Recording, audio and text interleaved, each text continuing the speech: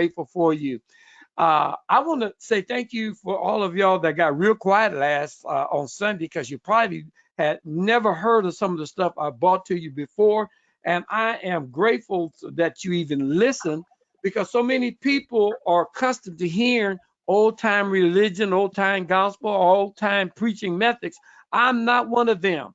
I don't want to excite you for the purpose of getting your money. Let me kind of explain that to you, because being a minister, now, being a minister, I've been places and in the midst of folks that some of y'all ain't been in the midst of.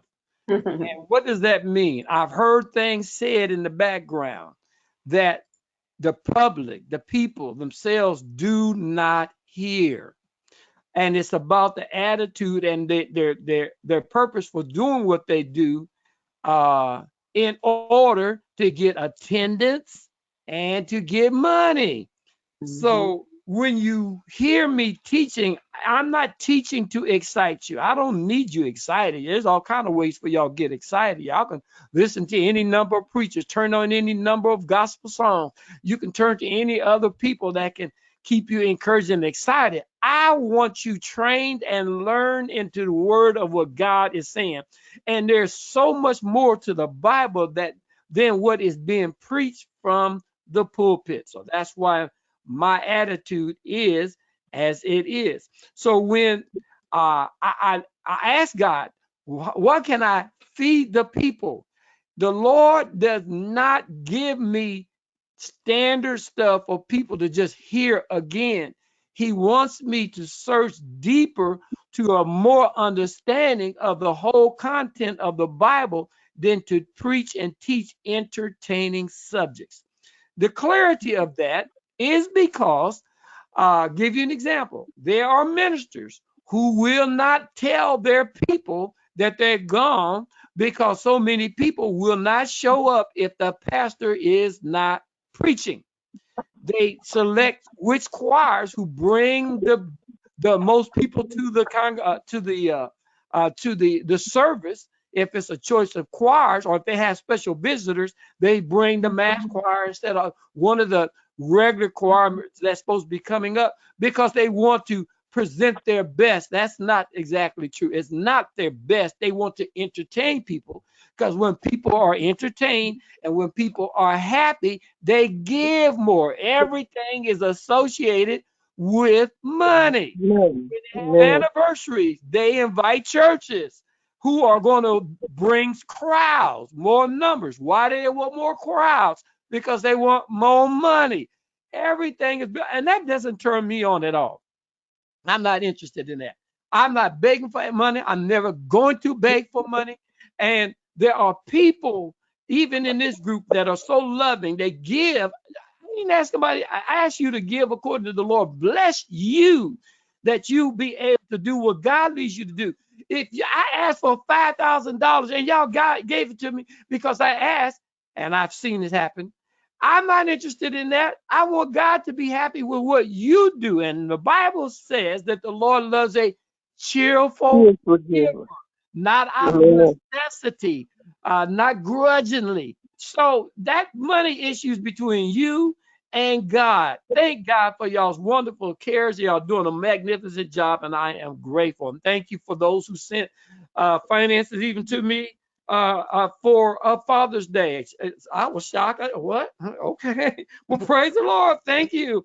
I never asked. So I'm grateful. So there are people who are high, the ministers. I've seen ministers put their car on Sunday mornings in the church parking lot, and they be gone, so that when people drive by, they see his car or her car there. They think the pastor there, and they will go in. But if they don't see the car, they won't go in. Or if certain choirs are not singing, they don't go in. Now, I want to tell you this one. I will let Pastor Brandon left my mouth wide open. I'm telling inside stuff. Not that I want you to hold a grudge, but I want you to understand where we are, and I still want you to understand the pastor, Pastor Brandon, in the case some did not know him as his aunties did, and as I was learning, it hurt my heart when Pastor Brandon passed, because I was just getting to know this man, and learn so much of why he does what he does and why he did not.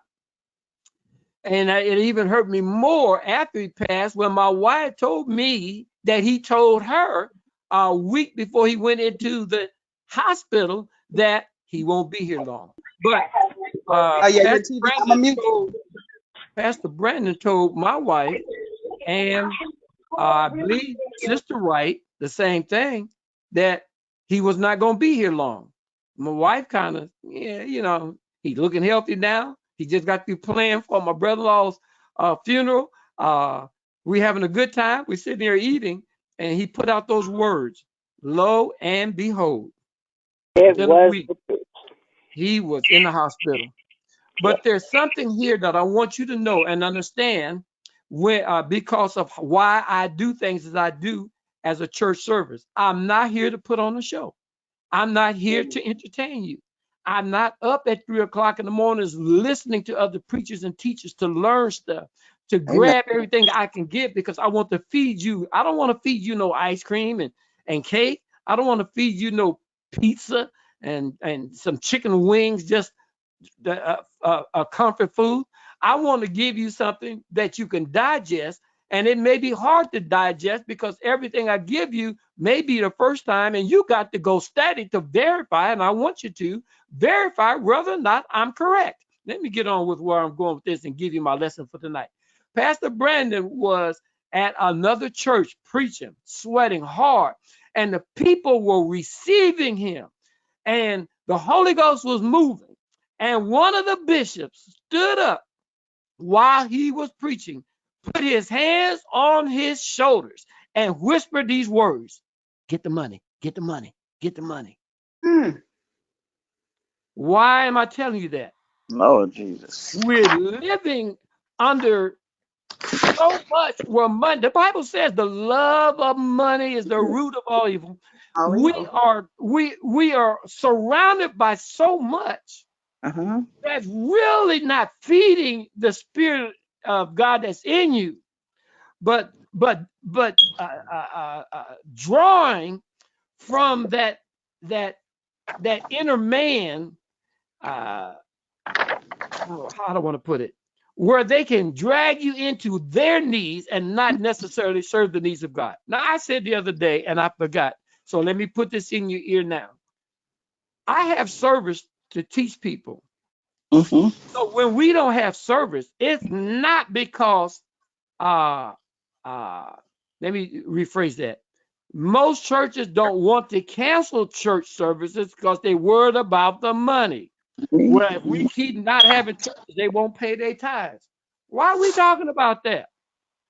Right. Those are issues why they don't. So reason I'm saying here, and I believe we ought to practice what we preach when God says, "Love ye one another as I have loved you," and that we are to love the Lord our God with all our heart, all our soul, and our mind.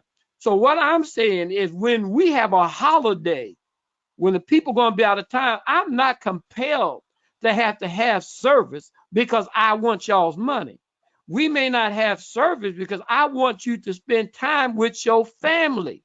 Some of y'all may not even get some of your family around until a holiday. Go be with your families.